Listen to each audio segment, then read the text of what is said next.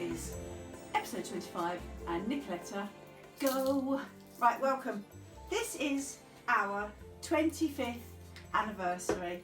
It's the 25th one today of this extra... Oh, sorry. Beth's straight in today. She's not coming later because we've got, again, dinner's coming later, isn't it? In about half an hour, so we've got to smash this out. So we're all cleansed up. Yeah, happy 25th anniversary, Bethany. Happy, great. So, for those who haven't joined us before, but for some reason are watching number 25, and that's what we're doing. And I had some phone calls today because, very animated, particularly from Fiancé Zoe, because yesterday, if you saw, I tipped out the second box, mainly because it really, the thought of tipping it out and hearing a united no from all over the country really made me laugh. So it overwhelmed me, even though practically, yes, I know Zoballs, I don't have enough room at the moment, but I know all of that. But I just, this whole nonsense I'm doing daily is to make you laugh and to, I suppose, have a little reaction to things. But I just knew that overwhelmed me, like throwing the cups on in full staff. It overwhelmed me. So I had to do it, and I really enjoyed it, and I laughed even last night as I went to bed, because I knew that this jigsaw, the system I've got, well, it's not really a system, it's making it up as I go, a bit like bringing up my children. We just made it up as we went, and they turned out all right. So let's hope that the jigsaw does. Also, I have been mentioned, John from the Shire of Cambridge messaged me, and I spoke to him actually, and he was laughing because my theory of, like, if I finish this and there were some pieces missing, which Fiancé Zoe was animated, like, she was so cross about it, she was like, yes you will, because there's bound to be, the way you've been lobbing pieces, I mean, it's a fact. So she's ready for it. Basically, I said, oh, I'll have to get the other, I'll buy another one and fill in the missing pieces. But what I hadn't thought of, which John had, which was absolutely bloody hilarious, was that, of course, in my head, I'd buy the jigsaw and then just pluck out the pieces that are missing. But of course, I'd have to do all this again. And it actually genuinely didn't occur to me that I'd have to get the box of jigsaw out again and do all of this. Or do another jigsaw to find out the missing bit. So John was right and laughing, well, mocking me for my stupidity, of which I have a lot. So Fiancé Zoe and John, your points are duly noted, but it overwhelmed me. Watch has gone off. It's gone off, but it is recording, I think, so that's good. So yeah, no, I know all the pitfalls of everything I'm doing, but frankly, it doesn't matter, does it? Oh, the box is a bit wobbly. So listen, so Beth, let's just explain to everybody. We've got, oh look, see? We've got this pile over here, which is this blue area. Oh. Nearly Clarence down. So over here, I've got my pile, this pile, and then I've got my light greens for this random pot with a bath in it. We've got all of the lighting coming into this section, all of the little lights. Up there, Beth's doing excellent with the brickwork, but we're also getting these bit of anything green over there, although I know that there's greenery here. Up there are yellow pieces, purple, reds, and all here are words. That funky chicken's on the roof again. Where's a pigeon? Funky pigeon. Beth, do you need the box? Do you need the box? No, not at the moment. Okay. I just need to find brickwork. Find brickwork. And windows. I need to find windows. A lot of windows are here. Oh, I see, but different sort of windows. Different sort of windows. Okay. Right, so news. Let's move my big bottle of Clarence out of the way. So I've discovered, so Bethany and I have been doing this couch to 5k run, okay, to get healthy. And I've discovered, being my age doing it, it bloody hurts. I'm going to get some speech therapist? Some elderflower. Some elderflower. Cordial and sparkling water. Would you like one? That's a fact. Yes, I would. Well, that's a very good service. 4 minutes in, and she's going to get beverages. I'll be back in a sec. I'm standing by. So running hurts, cocking hurts actually, and I've actually hurt my calves to the point that I can't really walk very well. So I spoke to my friend Catherine, who is the sister of the double stamping Irish fertility dancing Mark, She's a runner. She runs everywhere. Like, she could do 2 hours. It made me feel physically sick. I asked her today, I said, how long can you run for? She said, oh, I do 2 hours. And even the thought of running for more than what I'm doing at the moment, which is like 20 minutes, I can't even countenance it. Absolutely abhorrent. But you see, all my friends who run, and there are a lot of them around here, they end up having to go, it does something to their bowels, and they end up going to the toilet everywhere, like casually around town and in bushes. So I never want that to happen to me, and I'd only run in the park opposite, because if I do ever have that, which I won't, because I'm not ever going to be a professional runner, I mean, I can nip back to the loo. I mean, why would you want to run and know that sensation? Anyway, that's for another day. Anyway, I told her about my calf. She said, oh, you've got an injury, you've hurt your calf. So she said, you need a rolling pin. So last night, what was hilarious was, I was last time I used my rolling pin, it was to really fail in rolling out my marzipan for the Battenberg, which was such a diabolical situation, right? And last night, I'm trying to roll a pin my leg, like literally to try and hurt my calf. So, I mean, it's a bit better, but I have to say painkillers did a lot better than the rolling pin. But then I didn't have a success with the marzipan, so Christ knows how I was going to actually fix my body with that. But thanks. So yeah, that it hurts, and I don't think I'm a natural runner. Well, I'm not. I'm a natural shuffler, but it cocking hurts. Anyway, I just thought I had to tell you that. Right, so my lovely nephew George, who I'm going to phone after this, has been in touch. And did I print him out? Yes. Hello, Auntie. I'm writing to say the JigJaw is awesome. You are in my top list of favourite relatives. It's a small list. So, I've been listening to you, Natta, while I've been painting. He's a very, very good artist. Be in touch with me if you want to see any of his work. And it makes me laugh constantly. Brilliant. That's what we want. We don't want it makes me angry, like fiancé Zoe of Devon. We want it makes you laugh. Even if I do things so erroneous as to dump this lot. He's looking, so he says, I'm actually looking for some JigJaw advice, please. Right, Giorgio, here we go. I have recently started playing the role-playing game. Oh, I should read that again. My stretch challenge was all over the place. I've recently started the role-playing game Dungeons and Dragons and was wondering if this affects my chances of ever getting a girlfriend. Your darling nephew George. Yes, it does. Stop playing it. Yeah, it does. Yeah, I mean that's a fact. I think you know it's almost rhetorical, that question, isn't it? But yes, and I think yeah. Let's get into some other games. Cheers, cheers, everyone. Cheers. Happy anniversary, but happy 25th. I brought Binky in with me as well. Quite right too, because she's a really good jig drawer. So yeah, George, don't play that anymore, babes. Enough. What's that? Dungeons and Dragons. Oh yeah. Yeah, stop that. But we can help you with a girlfriend because like we're looking out for Nanny Tish And me. to get a boyfriend, and for Bethany. Yeah, Bethany can be on sale as well, can't you? Although I think the Commodore might be interested, Beth, and I wouldn't mind that. I wouldn't mind that at all. Well, we'll sort that out actually. Be nice to have the Commodore for Christmas and stuff, eh? And our lovely sister. So that would work out pleasingly for me. Also, Georgia, your quiz was spectacularly funny. I like the fact that the relatives got particularly, and so we did a Zoom quiz. Nanny Tish was on there, you know, all the rellies, you know, Toddler's grandma, the lot. And, oh, why did I throw that there? That was foolish. That goes up here. Yeah, so Toddler's grandma and everything. Anyway, so I'll come back to her because she's had an update from Iceland. So, what was brilliant was all these quizzes are meant to be jolly, aren't they, to keep everybody happy and communicate, and it was really good until he asked a question about what is the average size of a sardine. This is where George is. He's up in Leeds, living up there, living the dream.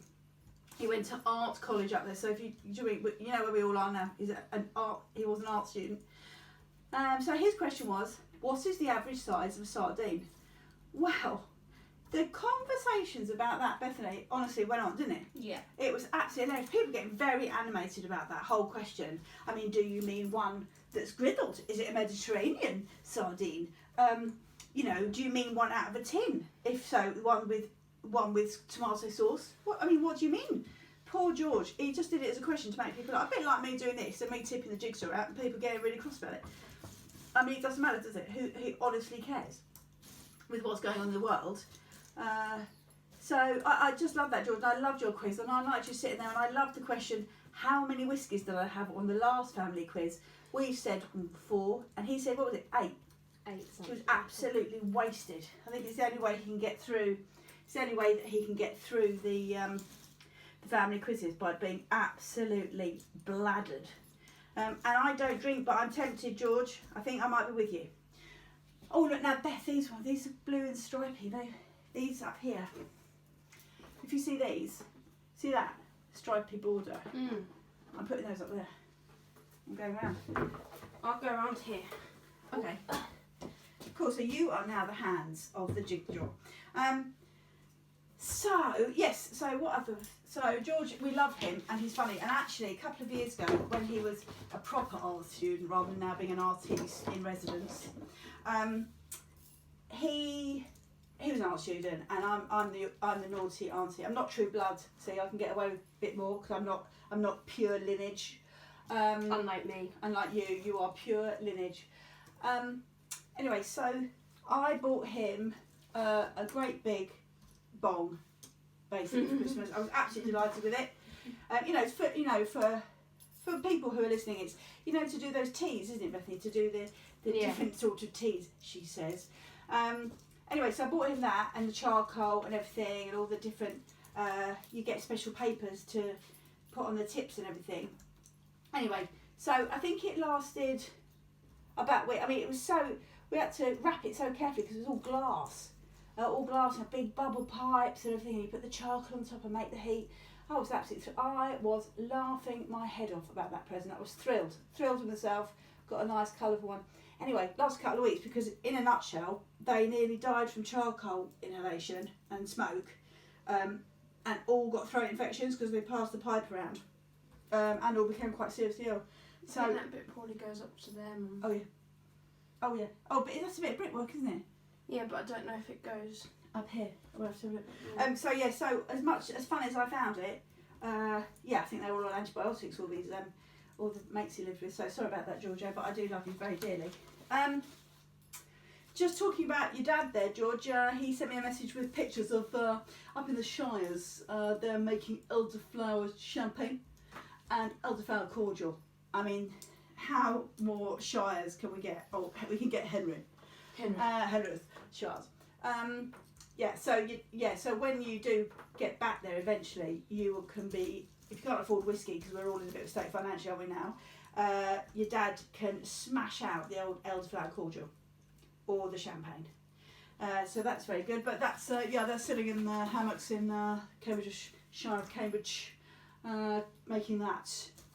As you would. He's crushing it with his feet. And I don't know what the health and safety issues are around that, but I would imagine they're pretty high.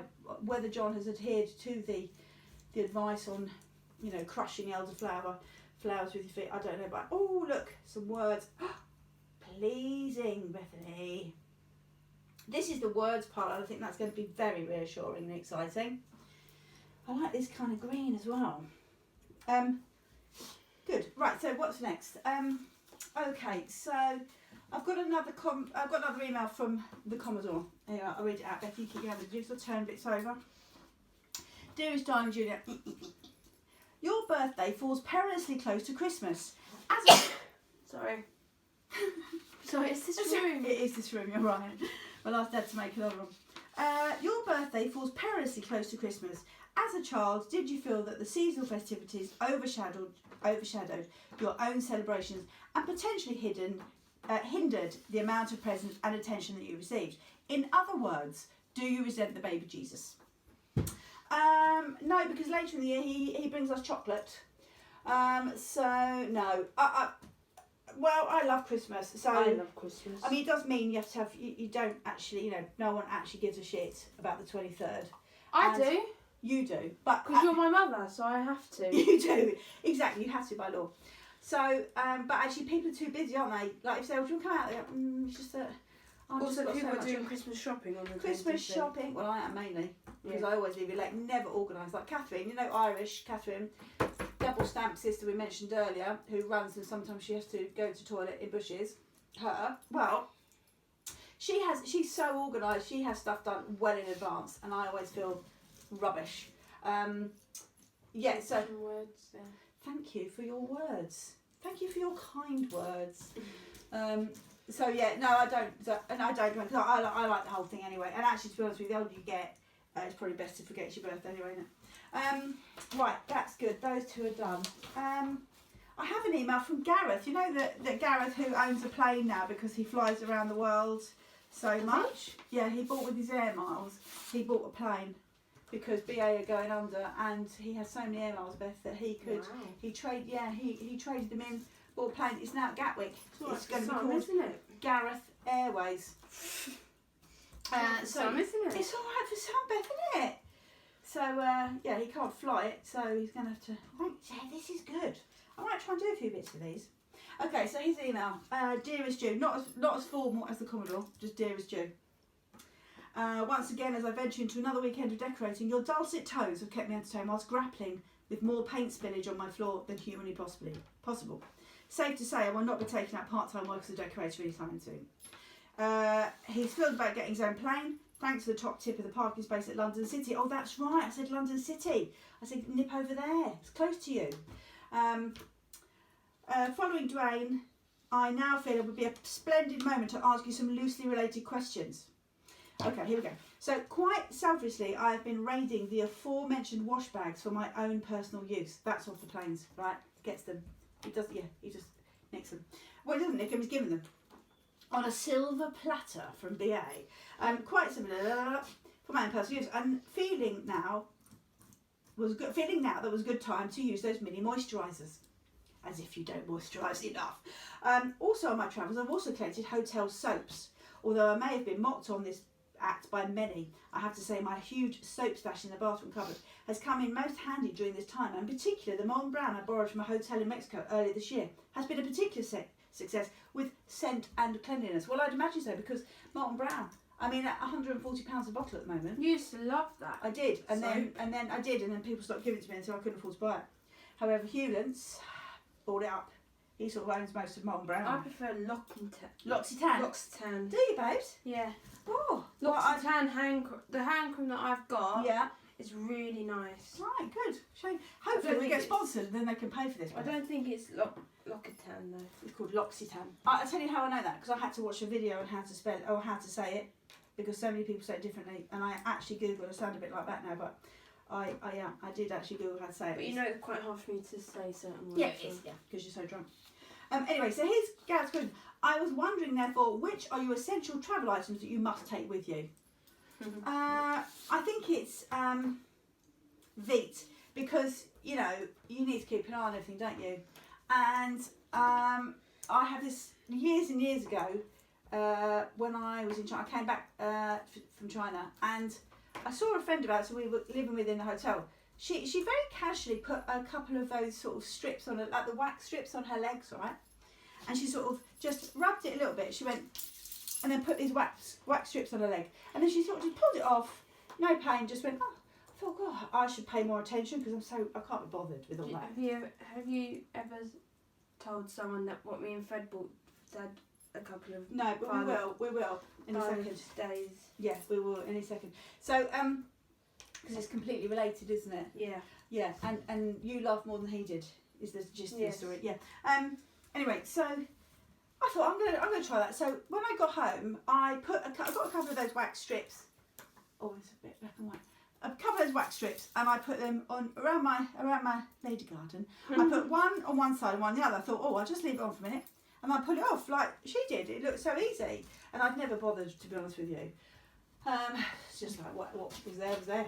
Anyway, I couldn't get the bloody things. It really, I started pulling, and it was so horrendous, the pain, that I was like, oh God, I got scared. Anyway, I pulled it off, but I left all the glue on there. Okay, so I had glue everywhere, but nothing came off apart from the paper that it was on.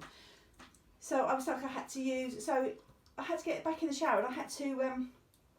I tried to shower it off. All this glue was stuck to me. All this sort of it didn't work. This waxy stuff was just stuck to me. And then when I got into bed with Matt that night, I was stuck to him like a post-it note because I just couldn't get it off. Next day, I had to put nail varnish remover on anything to get this glue off, right, this wax. So I thought that was rubbish. So I then discovered Veet, and I just went covered everywhere in Veet. And then I sort of leant over to shave my legs. And what I did was, by doubling up, I can't really do it because you can't see me, but because I'd had my leg slightly up to shave my legs, I'd doubled the amount of Veet on my bits and bobs. And essentially, as I shaved it off, I basically had given myself a small little Hitler, like a little, edge piece, Beth. Edge piece. Oh, where's that go? Here. Oh, you No, found it. no, I didn't. Edge piece. Anyway, I'd give myself a little Hitler. Down there? See there? So I just laughed. I thought, I'm just not very good at being a proper... There you go. Beautiful. I'm not very good at doing this proper girl bit, you know. And look, that joint's there, look. nice. And so Catherine and my friend Vanessa was saying, you've got to go to Sue by Halfords. And I kept thinking this woman's name was Sue, like hyphenated, Sue by Halfords. I thought she was like a hyphenated name. But it's actually Sue by Halfords. Halfords, the car part shop. And she's got this cabin in the back, right? And she waxes and does all sorts. So my friend very sweetly said, you know, you can come and see me have my, me being waxed. I said, no, absolutely no need. No, just, there are some, I love you very much. But I don't ever need to see that happen to somebody. It's completely fine. I'll just imagine. Anyway, so yeah, basically they were laughing at me, and Veet just didn't go very well. I was telling this rigger this story while we were away working out in Russia, right? And I was telling him about the V and everything, how hilarious it was. Anyway, he'd been out there for months and months, bit bored. And he went and bought some Veet because I was saying about how lots of boys we know are much better at manscaping and all that than most of the girls I know now. Like, the boys can be bothered more than the girls. And he'd never done it. He's from up north. I don't think you're allowed to do that up there necessarily. So he bought some Veet from a funny little Russian shop on where we were. And he liberally Veeted up. And he didn't come to work for 2 days because his testicles essentially went to the size of 2 huge inflated helium balloons. And he couldn't come to work because he's a rigger as well. He couldn't put all his... And I'm not going to name him because it's too funny, and also, yeah, there's no need to name him. But yeah, he couldn't come to work because he couldn't put all the stuff on. He couldn't put all the hoisting stuff on and all his work stuff.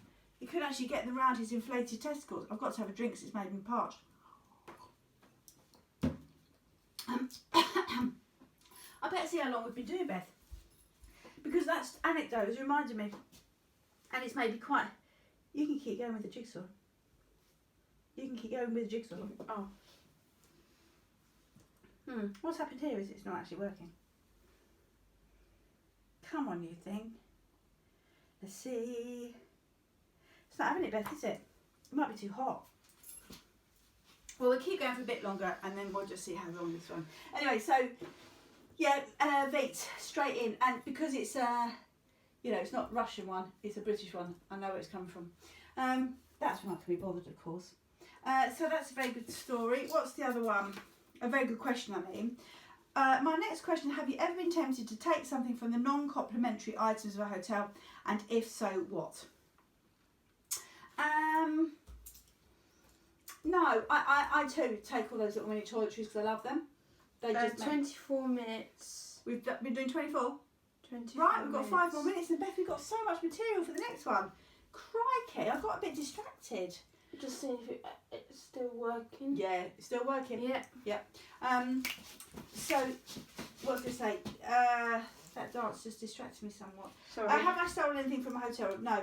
But I tell you what, as soon as I get lockdown over, I'm going to get Inga Svensson, the lady of Landlady of Hope, actually, and there are a lot of stories there. A lot of stories. There's a lot to say there. So no, I haven't. Probably only a couple of the people who work there, quite lovely.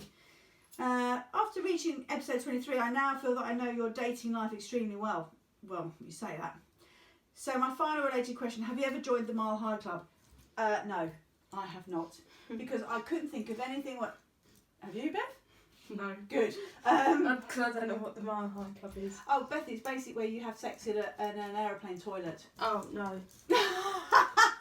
I like that. It went, oh, no. No. No. That was categorically no. What are you doing with those pieces there, just to ask? I'm just trying to find some stuff. Brilliant. That's a great answer.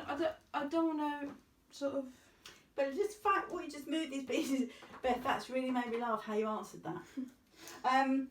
So no, I haven't. Do you know why? Because I sort of admire people that have, because I literally cannot understand when I go into those toilets how anyone has ever achieved it. I just about managed to get in. Also on a plane. But they're tiny. They're tiny. Yeah. And also if you have turbulence. And you're having sex in the bathroom. Yeah. With turbulence. Yeah. You're gonna either fall or... Beth, you're very good to think of the health and safety aspects, but Beth, also, imagine that the sex was unbelievable and it actually caused turbulence. Do you know what I mean? Imagine if... No, Beth, I like the way you're thinking there. Yeah, it's good. Health and safety is on your mind at all times. Excellent. No, it's good. It's good, no, but imagine if they're so tiny, Beth, you'd end up with paper towels everywhere. Yeah. And also, there's always somebody waiting. Yeah. There's always somebody waiting, right? So how do people do it subtly or cunningly, and then you've both got to come out, or... No. But you can tell by my just... Did you and Dad ever do that? Oh, I couldn't be bothered. I just actually couldn't be bothered, because I'd just be so excited. I just like the teapot coming round. That's what I get excited about. I'm going to go back round here now. Are you? I like the way you're telling me. Do not wobble that box, so to speak. I don't mean, you know. So thank you for those questions. Excellent questions. We've read the Commodore. I just want to say that fiancée Zoe, when she wrote to me, the quote was, "I loved the episode where your mum was in it. It was my favourite by a country mile." Not just a little bit, it's by a country mile.